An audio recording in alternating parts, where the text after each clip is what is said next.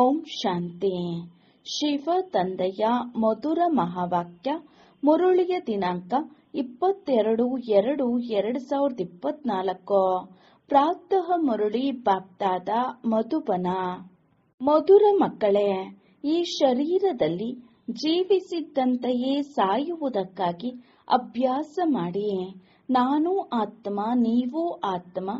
ಈ ಅಭ್ಯಾಸದಿಂದ ಮಮತ್ವವು ಕಳೆಯುವುದು.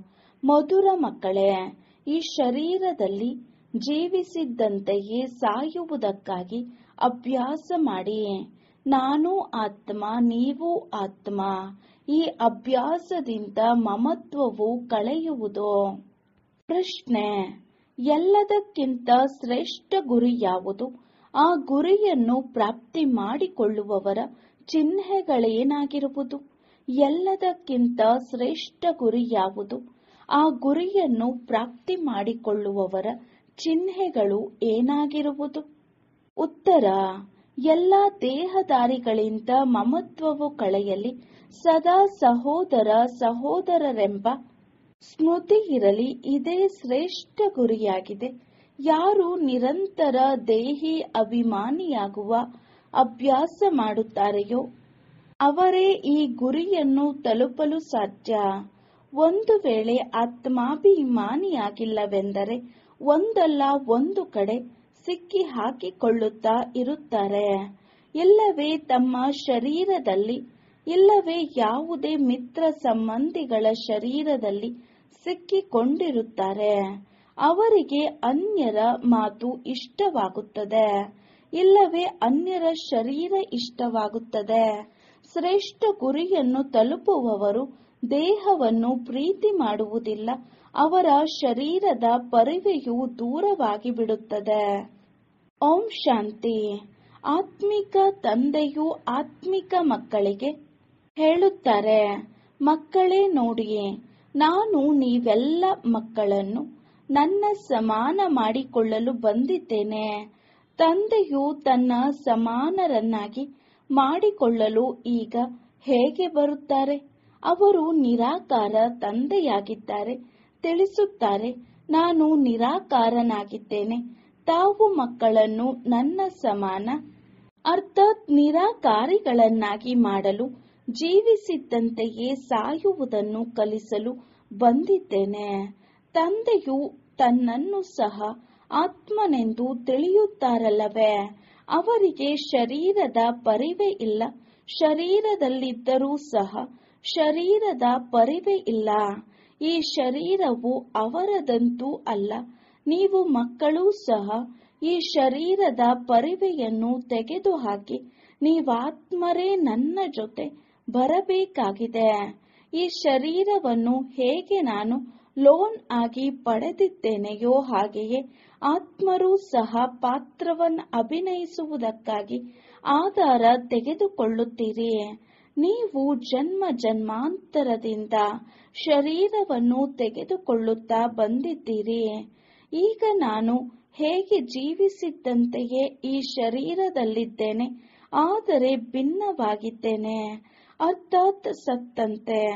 ಸಾಯುವುದು ಎಂದು ಶರೀರ ಬಿಡುವುದಕ್ಕೆ ಹೇಳಲಾಗುತ್ತದೆ. ನಾವು ಸಹ ಜೀವಿಸಿದ್ದಂತೆಯೇ ಈ ಶರೀರದಿಂದ ಸಾಯಬೇಕಾಗಿದೆ. ನಾನು ಆತ್ಮ, ನೀವು ಆತ್ಮ. ನೀವು ಸಹ ನನ್ನ ಜೊತೆ ನಡೆಯಬೇಕಾಗಿದೆ. ಅಥವಾ ಇಲ್ಲಿಯೇ ಕುಳಿತುಕೊಳ್ಳಬೇಕೆ? ಈ ಶರೀರದಲ್ಲಿ ಜನ್ಮ ಜನ್ಮಾಂತರದ ಮೋಹವಿದೆ. ಹೇಗೆ ನಾನು ಅಶರೀರಿಯಾಗಿದ್ದೇನೆಯೋ ನೀವು ಸಹ ಜೀವಿಸಿದ್ದಂತೆಯೇ ತನ್ನನ್ನು ಅಶರೀರಿ ಎಂದು ತಿಳಿಯಿರಿ. ನಾವೀಗ ತಂದೆಯ ಜೊತೆ ಹೋಗಬೇಕಾಗಿದೆ. ಹೇಗೆ ತಂದೆಯದು ಹಳೆಯ ಶರೀರವಾಗಿದೆಯೋ, ಹಾಗೆಯೇ ತಾವಾತ್ಮಗಳಿಗೂ ಸಹ ಇದು ಹಳೆಯ ಶರೀರವಾಗಿದೆ. ಈ ಹಳೆಯ ಪಾದರಕ್ಷೆಗಳನ್ನು ಬಿಡಬೇಕಾಗಿದೆ. ಹೇಗೆ ನನಗೆ ಇದರಲ್ಲಿ ಮಮತ್ವವಿಲ್ಲವೋ ಹಾಗೆಯೇ ನೀವು ಸಹ ಈ ಹಳೆಯ ಪಾದರಕ್ಷೆಗಳಿಂದ ಮಮತ್ವವನ್ನು ತೆಗೆಯಿರಿ. ನಿಮಗೆ ಮಮತ್ವವನ್ನು ಇಟ್ಟುಕೊಳ್ಳುವ ಅಭ್ಯಾಸವಾಗಿ ಬಿಟ್ಟಿದೆ. ನನಗೆ ಈ ಹವ್ಯಾಸವಿಲ್ಲ. ನಾನು ಜೀವಿಸಿದ್ದಂತೆಯೇ ಸತ್ತಿದ್ದೇನೆ. ನೀವು ಸಹ ಜೀವಿಸಿದ್ದಂತೆಯೇ ಸಾಯಬೇಕಾಗಿದೆ. ನನ್ನ ಜೊತೆ ಮನೆಗೆ ನಡೆಯಬೇಕಾಗಿದೆ. ಆದ್ದರಿಂದ ಈಗ ಈ ಅಭ್ಯಾಸ ಮಾಡಿ. ಶರೀರದ ಇಷ್ಟೊಂದು ಪರಿವೆ ಇರುತ್ತದೆ, ಅದರ ಮಾತೇ ಕೇಳಬೇಡಿ. ಶರೀರವು ಯೋಗಿಯಾಗಿ ಬಿಟ್ಟರೂ ಸಹ ಆತ್ಮವು ಅದನ್ನು ಬಿಡುವುದೇ ಇಲ್ಲ. ಈಗ ಇದರ ಮಮತ್ವವನ್ನು ತೆಗೆಯಬೇಕಾಗುತ್ತದೆ. ನಾವಂತೂ ತಂದೆಯ ಬಳಿ ಅವಶ್ಯಕವಾಗಿ ಹೋಗಬೇಕಾಗಿದೆ. ತಮ್ಮನ್ನು ಶರೀರದಿಂದ ಭಿನ್ನವೆಂದು ತಿಳಿಯಬೇಕು. ಇದಕ್ಕೆ ಜೀವಿಸಿದ್ದಂತೆಯೇ ಸಾಯುವುದು ಎಂದು ಹೇಳಲಾಗುತ್ತದೆ. ಮನೆಯ ನೆನಪಿರುತ್ತದೆ. ನೀವು ಜನ್ಮ ಜನ್ಮಾಂತರದಿಂದ ಈ ಶರೀರದಲ್ಲಿರುತ್ತಾ ಬಂದಿದ್ದೀರಿ. ಆದ್ದರಿಂದ ನೀವು ಶ್ರಮ ಪಡಬೇಕಾಗುತ್ತದೆ. ಜೀವಿಸಿದ್ದಂತೆಯೇ ಸಾಯಬೇಕಾಗುತ್ತದೆ. ನಾನಂತೂ ಇವರಲ್ಲಿ ತಾತ್ಕಾಲಿಕವಾಗಿ ಬರುತ್ತೇನೆ ಅಂದಾಗ ಸತ್ತು ನಡೆಯುವುದರಿಂದ, ಅರ್ಥಾತ್ ತಮ್ಮನ್ನು ಆತ್ಮನೆಂದು ತಿಳಿದು ನಡೆಯುವುದರಿಂದ ಯಾವುದೇ ದೇಹದಾರಿಯಲ್ಲಿ ಮಮತ್ವವಿರುವುದಿಲ್ಲ. ಬಹಳಷ್ಟು ಜನರಿಗೆ ಯಾರಾದರೊಬ್ಬರಲ್ಲಿ ಮೋಹವಿರುತ್ತದೆ ಎಂದರೆ ಹಾರಿಸಿ ಬಿಡಬೇಕಾಗುತ್ತದೆ. ಇದು ಬಹಳ ದೊಡ್ಡ ಗುರಿಯಾಗಿದೆ. ತಿನ್ನುತ್ತಾ ಕುಡಿಯುತ್ತಾ ಹೇಗೆ ಈ ಶರೀರದಲ್ಲಿ ಇಲ್ಲವೇ ಇಲ್ಲ. ಈ ಸ್ಥಿತಿಯನ್ನು ಪಕ್ಕಾ ಮಾಡಿಕೊಳ್ಳಬೇಕು. ಆಗ ಅಷ್ಟರತ್ನಗಳ ಮಾಲೆಯಲ್ಲಿ ಬರಲು ಸಾಧ್ಯ. ಪರಿಶ್ರಮವಿಲ್ಲದೆ ಶ್ರೇಷ್ಠ ಪದವಿಯೂ ಸಿಗುವುದಿಲ್ಲ. ಜೀವಿಸಿದ್ದಂತೆಯೇ ಎಲ್ಲವನ್ನು ನೋಡುತ್ತಿದ್ದರೂ ಸಹ ತಿಳಿಯಬೇಕು, ನಾನು ಅಲ್ಲಿನ ನಿವಾಸಿಯಾಗಿದ್ದೇನೆ. ಹೇಗೆ ತಂದೆಯು ಇವರಲ್ಲಿ ಸ್ವಲ್ಪ ಸಮಯಕ್ಕಾಗಿ ಅರ್ಥಾತ್ ತಾತ್ಕಾಲಿಕವಾಗಿ ಕುಳಿತಿದ್ದಾರೆಯೋ ಹಾಗೆಯೇ ನಾವು ಸಹ ಈಗ ಮನೆಗೆ ಹೋಗಬೇಕಾಗಿದೆ. ಹೇಗೆ ತಂದೆಗೆ ಮಮತ್ವವಿಲ್ಲವೋ ಹಾಗೆಯೇ ನಮಗೂ ಸಹ ಇದರಲ್ಲಿ ಮಮತ್ವವನ್ನು ಇಟ್ಟುಕೊಳ್ಳಬಾರದು. ತಂದೆಯಂತೂ ನೀವು ಮಕ್ಕಳಿಗೆ ತಿಳಿಸುವುದಕ್ಕಾಗಿ ಈ ಶರೀರದಲ್ಲಿ ಕುಳಿತುಕೊಂಡಿರಬೇಕಾಗುತ್ತದೆ. ಈಗ ನೀವು ಹಿಂತಿರುಗಿ ಹೋಗಬೇಕಾಗಿದೆ. ಆದ್ದರಿಂದ ಯಾವುದೇ ದೇಹದಾರಿಗಳಲ್ಲಿ ಮಮತ್ವವಿರಬಾರದು. ಇಂತಹವರು ಬಹಳ ಚೆನ್ನಾಗಿದ್ದಾರೆ, ಮಧುರರಾಗಿದ್ದಾರೆ ಎಂದು ಆತ್ಮದ ಬುದ್ಧಿಯು ಹೋಗುತ್ತದೆಯಲ್ಲವೇ. ತಂದೆಯು ತಿಳಿಸುತ್ತಾರೆ, ಆತ್ಮವನ್ನು ನೋಡಿ, ಆದರೆ ಶರೀರವನ್ನಲ್ಲ. ಶರೀರವನ್ನು ನೋಡುವುದರಿಂದ ನೀವು ಸಿಕ್ಕಿ ಹಾಕಿಕೊಂಡು ಸಾಯುತ್ತೀರಿ. ಇದು ಉನ್ನತ ಗುರಿಯಾಗಿದೆ. ನಿಮ್ಮದು ಜನ್ಮ ಜನ್ಮಾಂತರ ಹಳೆಯ ಮಮತ್ವವಾಗಿದೆ. ತಂದೆಗೆ ಮಮತ್ವವಿಲ್ಲ. ಆದ್ದರಿಂದಲೇ ನೀವು ಮಕ್ಕಳಿಗೆ ತಿಳಿಸಲು ಬಂದಿದ್ದೇನೆ. ಸ್ವಯಂ ತಂದೆಯೇ ತಿಳಿಸುತ್ತಾರೆ, ನಾನಂತೂ ಈ ಶರೀರದಲ್ಲಿ ಸಿಕ್ಕಿಕೊಳ್ಳುವುದಿಲ್ಲ. ನೀವು ಬಂಧನಕ್ಕೊಳಗಾಗಿದ್ದೀರಿ. ನಾನು ನಿಮ್ಮನ್ನು ಬಿಡಿಸಲು ಬಂದಿದ್ದೇನೆ. ನಿಮ್ಮ 84 ಜನ್ಮಗಳು ಮುಕ್ತಾಯವಾಯಿತು. ಈಗ ಶರೀರದಿಂದ ಪರಿವೆಯನ್ನು ತೆಗೆಯಿರಿ. ಆತ್ಮಾಭಿಮಾನಿಯಾಗಿ ಇಲ್ಲದೆ ಇರುವುದರಿಂದಲೇ ನೀವು ಒಂದಲ್ಲ ಒಂದು ಕಡೆ ಸಿಕ್ಕಿಕೊಳ್ಳುತ್ತಿರುತ್ತೀರಿ. ಕೆಲವರ ಮಾತು ಇಷ್ಟವಾಗುತ್ತಿರುತ್ತದೆ, ಕೆಲವರ ಶರೀರ ಇಷ್ಟವಾಗುತ್ತದೆ. ಆಗ ಮನೆಯಲ್ಲಿಯೂ ಸಹ ಅವರ ನೆನಪು ಬರುತ್ತಾ ಇರುತ್ತದೆ. ಶರೀರದ ಮೇಲೆ ಪ್ರೀತಿ ಇದ್ದರೆ ಸೋಲನ್ ಅನುಭವಿಸುತ್ತಾರೆ. ಹೀಗೆ ಅನೇಕರು ಹಾಳಾಗಿ ಬಿಡುತ್ತಾರೆ. ಆದ್ದರಿಂದ ತಂದೆಯು ಹೇಳುತ್ತಾರೆ, ಸ್ತ್ರೀ ಪುರುಷರ ಸಂಬಂಧವನ್ನು ಬಿಟ್ಟು ತಮ್ಮನ್ನು ಆತ್ಮನೆಂದು ತಿಳಿಯಿರಿ. ಇವರೂ ಆತ್ಮ, ನಾವು ಆತ್ಮ. ಆತ್ಮನೆಂದು ತಿಳಿಯುತ್ತಾ ದೇಹದ ಪರಿವೆಯು ಬಿಟ್ಟು ಹೋಗುವುದು. ತಂದೆಯ ನೆನಪಿನಿಂದಲೇ ವಿಕರ್ಮ ವಿನಾಶವಾಗುತ್ತದೆ. ಈ ಮಾತಿನ ಮೇಲೆ ಚೆನ್ನಾಗಿ ವಿಚಾರ ಸಾಗರ ಮಂಥನ ಮಾಡಬಹುದು. ವಿಚಾರ ಸಾಗರ ಮಂಥನ ಮಾಡದ ವಿನಃ ನೀವು ಅಪಾರ ಖುಷಿಯಲ್ಲಿರಲು ಸಾಧ್ಯವಿಲ್ಲ. ನಾವೀಗ ತಂದೆಯ ಬಳಿ ಅವಶ್ಯಕವಾಗಿ ಹೋಗಲೇಬೇಕೆಂಬುದು ಪರಿಪಕ್ವವಾಗಬೇಕು. ಮೂಲ ಮಾತು ನೆನಪಿನದ್ದಾಗಿದೆ. 84ರ ಚಕ್ರವು ಮುಕ್ತಾಯವಾಯಿತು, ಮತ್ತೆ ಆರಂಭವಾಗಬೇಕಾಗಿದೆ. ಈ ಹಳೆಯ ದೇಹದೊಂದಿಗಿನ ಮಮತ್ವವನ್ನು ಕಳೆಯಲಿಲ್ಲವೆಂದರೆ ತಮ್ಮ ಶರೀರದಲ್ಲಿ ಇಲ್ಲವೇ ಯಾವುದೇ ಮಿತ್ರ ಸಂಬಂಧಿಗಳ ಶರೀರದಲ್ಲಿ ಅಥವಾ ನಾಮ ರೂಪದಲ್ಲಿ ಬಂಧಿತರಾಗುತ್ತೀರಿ. ತಾವಂತೂ ಯಾರಲ್ಲಿಯೂ ಮನಸ್ಸಿಡಬಾರದು.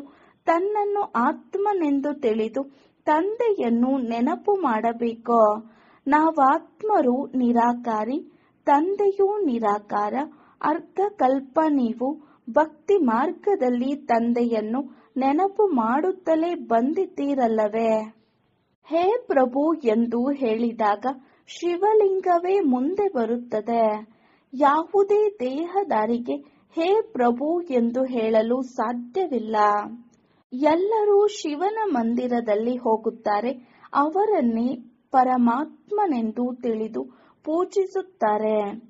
ಸರ್ವಶ್ರೇಷ್ಠ ಭಗವಂತನೊಬ್ಬರೇ ಆಗಿದ್ದಾರೆ. ಅತಿ ಶ್ರೇಷ್ಠ ಅರ್ಥಾತ್ ಪರಮಧಾಮದಲ್ಲಿ ಇರುವಂತಹವರು.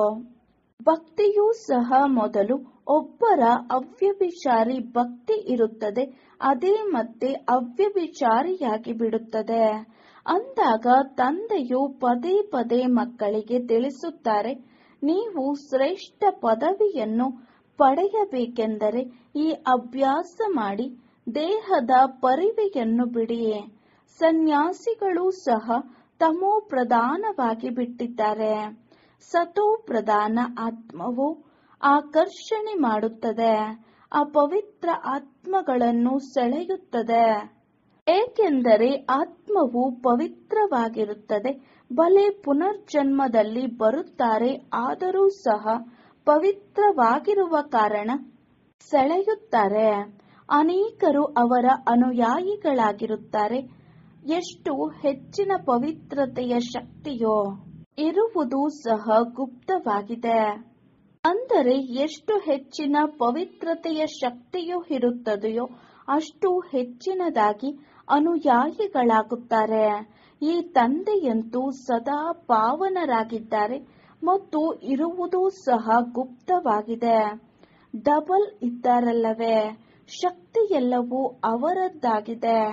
ಬ್ರಹ್ಮ ತಂದೆಯವರು ಪ್ರಾರಂಭದಲ್ಲಿಯೂ ಸಹ ನಿಮ್ಮನ್ನು ಶಿವ ತಂದೆಯು ಆಕರ್ಷಣೆ ಮಾಡಿದರು. ಈ ಬ್ರಹ್ಮರವರಲ್ಲ, ಏಕೆಂದರೆ ತಂದೆಯು ಸದಾ ಪಾವನರಾಗಿದ್ದಾರೆ. ನೀವೇನು ಬ್ರಹ್ಮ ತಂದೆಯ ಹಿಂದೆ ಓಡಿ ಬರಲಿಲ್ಲ. ಈ ಬ್ರಹ್ಮರವರು ಹೇಳುತ್ತಾರೆ, ನಾನಂತೂ ಎಲ್ಲರಿಗಿಂತಲೂ ಜಾಸ್ತಿ 84 ಜನ್ಮಗಳು ಪ್ರವೃತ್ತಿ ಮಾರ್ಗದಲ್ಲಿದ್ದೇನೋ. ಅಂದ ಮೇಲೆ ಈ ಬ್ರಹ್ಮರವರು ನಿಮ್ಮನ್ನು ಸೆಳೆಯಲು ಸಾಧ್ಯವಿಲ್ಲ. ನಾನೇ ನಿಮ್ಮನ್ನು ಸೆಳೆದೆನು ಎಂದು ತಂದೆಯು ತಿಳಿಸುತ್ತಾರೆ. ಭಲೆ ಸನ್ಯಾಸಿಗಳು ಪವಿತ್ರರಾಗಿರುತ್ತಾರೆ, ಆದರೆ ನನ್ನಷ್ಟು ಪವಿತ್ರರು ಹಾಗೂ ಶ್ರೇಷ್ಠರು ಯಾರೂ ಇರುವುದಿಲ್ಲ. ಅವರೆಲ್ಲರೂ ಭಕ್ತಿ ಮಾರ್ಗದ ಶಾಸ್ತ್ರಗಳನ್ನು ತಿಳಿಸುತ್ತಾರೆ. ನಾನು ಬಂದು ಎಲ್ಲಾ ವೇದ ಶಾಸ್ತ್ರಗಳ ಸಾರವನ್ನು ತಿಳಿಸುತ್ತೇನೆ. ಚಿತ್ರದಲ್ಲಿಯೂ ಸಹ ವಿಷ್ಣುವಿನ ನಾಭಿಯಿಂದ ಬ್ರಹ್ಮ ಹೊರಬಂದರೆಂದು ಮತ್ತೆ ಬ್ರಹ್ಮನ ಕೈಯಲ್ಲಿ ಶಾಸ್ತ್ರಗಳನ್ನು ತೋರಿಸಿದ್ದಾರೆ. ಈಗ ವಿಷ್ಣುವಂತೂ ಬ್ರಹ್ಮರವರ ಮೂಲಕ ಶಾಸ್ತ್ರಗಳ ರಹಸ್ಯವನ್ನು ತಿಳಿಸುವುದಿಲ್ಲ. ಮನುಷ್ಯರಂತೂ ವಿಷ್ಣುವನ್ನು ಸಹ ಭಗವಂತನೆಂದು ತಿಳಿಯುತ್ತಾರೆ. ತಂದೆಯು ತಿಳಿಸುತ್ತಾರೆ, ನಾನು ಈ ಬ್ರಹ್ಮರವರ ಮೂಲಕ ತಿಳಿಸುತ್ತೇನೆಯೇ ವಿನಃ ವಿಷ್ಣುವಿನ ಮೂಲಕ ತಿಳಿಸುವುದಿಲ್ಲ. ಬ್ರಹ್ಮನೆಲ್ಲಿ ವಿಷ್ಣುವೆಲ್ಲಿ? ಬ್ರಹ್ಮರವರೇ ವಿಷ್ಣುವಾಗುತ್ತಾರೆ. ಮತ್ತೆ 84 ಜನ್ಮಗಳ ನಂತರ ಈ ಸಂಗಮವಾಗುವುದು. ಇವೆಲ್ಲವೂ ಹೊಸ ಮಾತುಗಳಾಗಿವೆ ಅಲ್ಲವೇ? ಇವು ತಿಳಿಸುವ ಎಷ್ಟು ವಿಚಿತ್ರ ಮಾತುಗಳಾಗಿವೆ. ನಿಮಗಂತೂ ತಂದೆಯು ತಿಳಿಸುತ್ತಾರೆ, ಮಕ್ಕಳೇ, ನೀವಂತೂ ಜೀವಿಸಿದ್ದಂತೆಯೇ ಸಾಯಬೇಕೋ. ನೀವು ಶರೀರದಲ್ಲಿ ಜೀವಿಸುತ್ತೀರಲ್ಲವೇ? ನಾವಾತ್ಮಗಳಾಗಿದ್ದೇವೆ. ತಂದೆಯ ಜೊತೆ ಮನೆಗೆ ಹೋಗುತ್ತೇವೆ. ಈ ಶರೀರ ಮೊದಲಾದದ್ದೇನನ್ನು ತೆಗೆದುಕೊಂಡು ಹೋಗುವುದಿಲ್ಲ. ಮನುಷ್ಯರು ದಾನ ಪುಣ್ಯ ಮೊದಲಾದವುಗಳನ್ನು ಇನ್ನೊಂದು ಜನ್ಮದಲ್ಲಿ ಪಡೆಯುವುದಕ್ಕಾಗಿ ಮಾಡುತ್ತಾರೆ. ನಿಮಗೂ ಸಹ ಹೊಸ ಪ್ರಪಂಚದಲ್ಲಿ ಸಿಗುತ್ತದೆ. ಯಾರು ಕಲ್ಪದ ಹಿಂದೆ ಮಾಡಿರುವರೋ ಅವರೇ ಈಗಲೂ ಮಾಡುತ್ತಾರೆ. ಇದರಲ್ಲಿ ಸ್ವಲ್ಪವೂ ಹೆಚ್ಚು ಕಡಿಮೆಯಾಗುವುದಿಲ್ಲ. ನೀವು ಸಾಕ್ಷಿಯಾಗಿ ನೋಡುತ್ತಾ ಇರುತ್ತೀರಿ. ಏನನ್ನೂ ಹೇಳುವ ಅವಶ್ಯಕತೆ ಇರುವುದಿಲ್ಲ. ನಂತರವೂ ತಂದೆಯು ಹೇಳುತ್ತಾರೆ, ಏನು ಮಾಡುತ್ತೀರೋ ಅದರಲ್ಲಿಯೋ ಅಹಂಕಾರವು ಬರಬಾರದು. ನಾವಾತ್ಮರು ಈ ಶರೀರವನ್ನು ಬಿಟ್ಟು ಹೋಗುತ್ತೇವೆ. ಹೊಸ ಪ್ರಪಂಚದಲ್ಲಿ ಹೊಸ ಶರೀರವನ್ನು ತೆಗೆದುಕೊಳ್ಳುತ್ತೇವೆ. ರಾಮನೂ ಹೋದ, ರಾವಣನೂ ಹೋದ ಎಂಬ ಗಾಯನವೂ ಇದೆ. ರಾವಣನ ಪರಿವಾರವು ಎಷ್ಟು ದೊಡ್ಡದಾಗಿದೆ. ನೀವಂತೂ ಕೆಲವು ಬೆರಳನ್ನು ಎಣಿಸುವಷ್ಟಿದ್ದೀರಿ. ಇದೆಲ್ಲವೂ ರಾವಣ ಸಂಪ್ರದಾಯವಾಗಿದೆ. ನಿಮ್ಮ ರಾಮ ಸಂಪ್ರದಾಯವು ಬಹಳ ಕಡಿಮೆ ಇರುತ್ತದೆ. 9 ಲಕ್ಷ. ನೀವು ಧರಣಿಯ ನಕ್ಷತ್ರಗಳಾಗಿದ್ದೀರಿ. ತಂದೆ ತಾಯಿ ಮತ್ತು ನೀವು ಮಕ್ಕಳು ಅಂದ ಮೇಲೆ ತಂದೆಯು ಪದೇ ಪದೇ ಮಕ್ಕಳಿಗೆ ತಿಳಿಸುತ್ತಾರೆ, ಮಕ್ಕಳೇ, ಮರುಜೀವಿಗಳಾಗುವ ಪ್ರಯತ್ನ ಪಡಿ. ಒಂದು ವೇಳೆ ಯಾರನ್ನೇ ನೋಡಿದಾಗ ಇವರು ಬಹಳ ಚೆನ್ನಾಗಿದ್ದಾರೆ, ಬಹಳ ಮಧುರರಾಗಿ ತಿಳಿಸುತ್ತಾರೆ ಎಂದು ಬುದ್ಧಿಯಲ್ಲಿ ಬರುತ್ತದೆ ಎಂದರೆ ಇದು ಸಹ ಮಾಯೆಯ ಯುದ್ಧವಾಗಿದೆ. ಮಾಯೆಯು ಆಸಕ್ತಿಯಲ್ಲಿ ತರುತ್ತದೆ. ಅವರ ಅದೃಷ್ಟದಲ್ಲಿಲ್ಲವೆಂದರೆ ಮಾಯೆಯು ಮುಂದೆ ಬಂದು ಬಿಡುತ್ತದೆ. ಎಷ್ಟೇ ತಿಳಿಸಿದರೂ ಸಹ ಕ್ರೋಧವು ಆವೇಶವು ಬಂದು ಬಿಡುತ್ತದೆ. ಈ ದೇಹಾಭಿಮಾನವೇ ಕೆಲಸ ಮಾಡಿಸುತ್ತಿದೆ ಎಂದು ಅವರಿಗೆ ತಿಳಿಯುವುದಿಲ್ಲ. ಒಂದು ವೇಳೆ ಹೆಚ್ಚಿಗೆ ತಿಳಿಸಿದರೆ ಮುನಿಸಿಕೊಳ್ಳುತ್ತಾರೆ. ಆದ್ದರಿಂದ ಅವರನ್ನು ಪ್ರೀತಿಯಿಂದ ನಡೆಸಬೇಕಾಗುತ್ತದೆ. ತಂದೆಯು ಒಂದು ಸಲ ಬುದ್ಧಿಹೀನರನ್ನಾಗಿ ಮಾಡಿಬಿಡುತ್ತದೆ. ಆದ್ದರಿಂದ ಎಂದಿಗೂ ಯಾರ ನಾಮರೂಪದಲ್ಲಿಯೂ ಸಿಕ್ಕಿಕೊಳ್ಳಬೇಡಿ. ನಾನು ಆತ್ಮನಾಗಿದ್ದೇನೆ ಮತ್ತು ಒಬ್ಬ ತಂದೆ. ಯಾರು ವಿದೇಹಿಯಾಗಿದ್ದಾರೆ ಅವರೊಂದಿಗೆ ಪ್ರೀತಿಯನ್ನಿಟ್ಟುಕೊಳ್ಳಬೇಕು. ಇದೇ ಪರಿಶ್ರಮವಾಗಿದೆ ಎಂದು ತಂದೆಯು ತಿಳಿಸುತ್ತಾರೆ. ಯಾವುದೇ ದೇಹದಲ್ಲಿ ಮಮತ್ವವಿರಬಾರದು. ಈ ರೀತಿಯೂ ಅಲ್ಲ. ಮನೆಯಲ್ಲಿ ಕುಳಿತಿದ್ದರೂ ಸಹ ಅವರು ಬಹಳ ಮಧುರರಾಗಿದ್ದಾರೆ, ಬಹಳ ಚೆನ್ನಾಗಿ ತಿಳಿಸುತ್ತಾರೆ. ಜ್ಞಾನ ಕೊಡುವವರ ನೆನಪು ಬರುತ್ತಿರುವುದಲ್ಲ. ಜ್ಞಾನವು ಮಧುರವಾಗಿದೆ, ಆತ್ಮವು ಮಧುರವಾಗಿದೆ, ಶರೀರವು ಮಧುರವೇ, ಮಾತನಾಡುವುದು ಸಹ ಆತ್ಮವೇ ಆಗಿದೆ ಎಂದು ಶರೀರಕ್ಕೆ ಮೋಹಿತರಾಗಬಾರದು. ಇತ್ತೀಚೆಗಂತೂ ಭಕ್ತಿ ಮಾರ್ಗವು ಬಹಳವೇ ಇದೆ. ಆನಂದಮಯಿ ಅಮ್ಮನನ್ನು ಸಹ ಅಮ್ಮ ಅಮ್ಮ ಎಂದು ಹೇಳಿ ನೆನಪು ಮಾಡುತ್ತಿರುತ್ತಾರೆ. ಅಂದ ಮೇಲೆ ತಂದೆಯಲ್ಲಿ ಆಸ್ತಿಯು ತಂದೆಯಿಂದ ಸಿಗಬೇಕೋ ಅಥವಾ ತಾಯಿಯಿಂದಲೋ? ತಂದೆಗೂ ಸಹ ಹಣವೆಲ್ಲಿಂದ ಸಿಗುತ್ತದೆ? ಕೇವಲ ಅಮ್ಮ ಅಮ್ಮ ಎಂದು ಹೇಳುವುದರಿಂದ ಪಾಪವು ಸ್ವಲ್ಪವೂ ಸಹ ಪರಿಹಾರವಾಗುವುದಿಲ್ಲ. ಆದ್ದರಿಂದ ತಂದೆಯು ತಿಳಿಸುತ್ತಾರೆ, ನನ್ನೊಬ್ಬನನ್ನೇ ನೆನಪು ಮಾಡಿ ನಾಮ ರೂಪದಲ್ಲಿ ಸಿಕ್ಕಿಕೊಳ್ಳಬಾರದು. ಇನ್ನೂ ಪಾಪವು ಹೆಚ್ಚಾಗುತ್ತಾ ಹೋಗುವುದು. ಏಕೆಂದರೆ ತಂದೆಗೆ ಅವಿಧೇಯರಾಗುತ್ತೀರಿ. ಬಹಳ ಮಕ್ಕಳು ಮರೆತು ಹೋಗಿದ್ದಾರೆ. ತಂದೆಯು ತಿಳಿಸುತ್ತಾರೆ, ನಾನು ಮಕ್ಕಳನ್ನು ಕರೆದುಕೊಂಡು ಹೋಗಲು ಬಂದಿದ್ದೇನೆ. ಅಂದ ಮೇಲೆ ಅವಶ್ಯಕವಾಗಿ ಕರೆದುಕೊಂಡು ಹೋಗುತ್ತೇನೆ. ಆದ್ದರಿಂದ ನನ್ನನ್ನು ನೆನಪು ಮಾಡಿ. ನನ್ನೊಬ್ಬನನ್ನು ನೆನಪು ಮಾಡುವುದರಿಂದಲೇ ನಿಮ್ಮ ಪಾಪಗಳು ಭಸ್ಮವಾಗುತ್ತವೆ. ಭಕ್ತಿ ಮಾರ್ಗದಲ್ಲಿ ಅನೇಕರನ್ನು ನೆನಪು ಮಾಡುತ್ತಾ ಬಂದಿದ್ದೀರಿ. ಆದರೆ ತಂದೆ ಇಲ್ಲದೆ ಯಾವುದೇ ಕೆಲಸವು ಹೇಗಾಗುತ್ತದೆ? ತಾಯಿಯನ್ನು ನೆನಪು ಮಾಡಿ ಎಂದು ತಂದೆಯೇನೂ ಹೇಳುವುದಿಲ್ಲ. ತಂದೆಯಂತೂ ನನ್ನನ್ನು ನೆನಪು ಮಾಡಿ ನಾನೇ ಪತಿತ ಪಾವನನಾಗಿದ್ದೇನೆ ಎಂದು ತಿಳಿಸುತ್ತಾರೆ. ತಂದೆಯ ಆದೇಶದಂತೆ ನಡೆಯಿರಿ ಮತ್ತು ತಂದೆಯ ಆದೇಶದಂತೆ ಅನ್ಯರಿಗೂ ತಿಳಿಸುತ್ತಾ ಇರಿ. ನೀವೇನು ಪತಿತ ಪಾವನರಲ್ಲ, ನೆನಪಂತೂ ಒಬ್ಬರನ್ನೇ ಮಾಡಬೇಕಾಗಿದೆ. ನಮಗೆ ಒಬ್ಬ ತಂದೆಯ ವಿನಃ ಮತ್ಯಾರೂ ಇಲ್ಲ. ಬಾಬಾ, ನಾನು ತಮಗೆ ಬಲಿಹಾರಿಯಾಗುತ್ತೇವೆ. ಬಲಿಹಾರಿಯಾಗುವುದಂತೂ ಶಿವ ತಂದೆಗೆ ಅಂದ ಮೇಲೆ ಮತ್ತೆಲ್ಲರ ನೆನಪು ಬಿಟ್ಟು ಹೋಗಬೇಕು. ಭಕ್ತಿ ಮಾರ್ಗದಲ್ಲಂತೂ ಅನೇಕರನ್ನು ನೆನಪು ಮಾಡುತ್ತಿರುತ್ತಾರೆ. ಇಲ್ಲಿ ಒಬ್ಬ ಶಿವ ತಂದೆಯ ವಿನಃ ಬೇರೆ ಯಾರೂ ಇಲ್ಲ. ಆದರೂ ಸಹ ಕೆಲವರು ತಮ್ಮ ಮತವನ್ನು ನಡೆಸುತ್ತಾರೆಂದರೆ ಅವರಿಗೆ ಗತಿ ಸದ್ಗತಿ ಏನಾಗುವುದು, ಬಿಂದುವನ್ನು ಹೇಗೆ ನೆನಪು ಮಾಡುವುದೆಂದು ಗೊಂದಲಕ್ಕೊಳಗಾಗುತ್ತಾರೆ. ಅರೆ, ನಿಮಗೆ ನಾನಾತ್ಮ ಆಗಿದ್ದೇನೆ ಎಂದು ತಮ್ಮ ನೆನಪಿದೆಯಲ್ಲವೇ? ಅಂದ ಮೇಲೆ ಅದು ಬಿಂದು ರೂಪವೇ ಆಗಿದೆ. ಹಾಗೆಯೇ ತಂದೆಯೂ ಬಿಂದುವಾಗಿದ್ದಾರೆ. ತಂದೆಯಿಂದ ಆಸ್ತಿಯು ಸಿಗುತ್ತದೆ. ತಾಯಿಯೂ ಸಹ ದೇಹಧಾರಿಯಾಗಿ ಬಿಡುತ್ತಾರೆ. ಅಂದ ಮೇಲೆ ವಿದೇಹಿ ತಂದೆಯಿಂದಲೇ ಆಸ್ತಿಯು ಸಿಗುತ್ತದೆ. ಆದ್ದರಿಂದ ಮತ್ತೆಲ್ಲ ಮಾತುಗಳನ್ನು ಬಿಟ್ಟು ಒಬ್ಬರೊಂದಿಗೆ ಬುದ್ಧಿಯೋಗವನ್ನಿಡಬೇಕು. ಒಳ್ಳೆಯದು. ಮಧುರಾತಿ ಮಧುರ ಅಗಲಿ ಹೋಗಿ ಮರಳಿ ಸಿಕ್ಕಿರುವಂತಹ ಮಕ್ಕಳಿಗೆ ಪ್ರೀತಿಯ ಮಾತಾಪಿತಾ ಬಾಪ್ದಾದಾರವರ ನೆನಪು, ಪ್ರೀತಿ ಹಾಗೂ ಸುಪ್ರಭಾತ. ಆತ್ಮೀಯ ಮಕ್ಕಳಿಗೆ ಆತ್ಮೀಯ ತಂದೆಯ ನಮಸ್ತೆ. ನಾವು ಆತ್ಮೀಯ ಮಕ್ಕಳ ಆತ್ಮೀಯ ತಂದೆಗೆ ನಮಸ್ತೆ ನಮಸ್ತೆ ನಮಸ್ತೆ. ಧಾರಣೆಗಾಗಿ ಮುಖ್ಯ ಸಾರ. ಫಸ್ಟ್ ಪಾಯಿಂಟ್, ಶರೀರದ ಪರಿವೆಯನ್ನು ಸಮಾಪ್ತಿ ಮಾಡಲು ನಡೆಯುತ್ತಾ ತಿರುಗಾಡುತ್ತಾ ಈ ಅಭ್ಯಾಸ ಮಾಡಬೇಕು. ಹೇಗೆ ಈ ಶರೀರದಿಂದ ಸತ್ತಿದ್ದೇವೆ, ಭಿನ್ನವಾಗಿದ್ದೇವೆ, ಶರೀರದಲ್ಲಿ ಇಲ್ಲವೇ ಇಲ್ಲ. ಶರೀರವನ್ನು ಬಿಟ್ಟು ಆತ್ಮವನ್ನು ನೋಡಿ. ಸೆಕೆಂಡ್ ಪಾಯಿಂಟ್, ಎಂದು ಯಾರ ಶರೀರದ ಮೇಲೆ ನೀವು ಮೋಹಿತರಾಗಬಾರದು.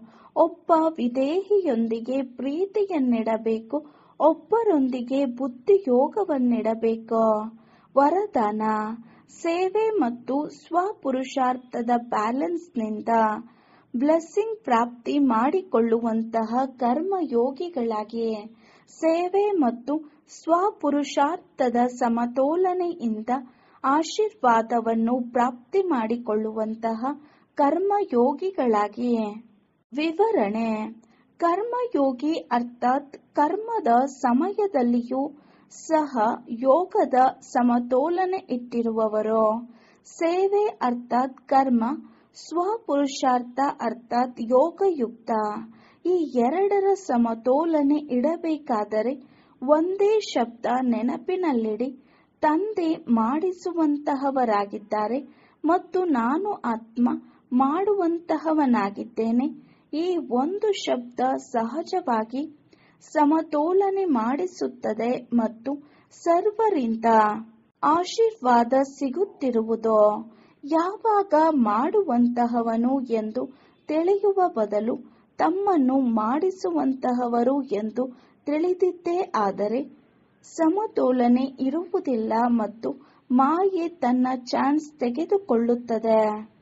ಸ್ಲೋಗನ್, ದೃಷ್ಟಿಯಿಂದ ಪ್ರಸನ್ನ ಮಾಡುವಂತಹ ಸೇವೆ ಮಾಡಬೇಕಾದರೆ ಬಾಪ್ದಾದಾರವರನ್ನು ತಮ್ಮ ದೃಷ್ಟಿಯಲ್ಲಿ ಸಮಾವೇಶ ಮಾಡಿಕೊಂಡು ಬಿಡಿ.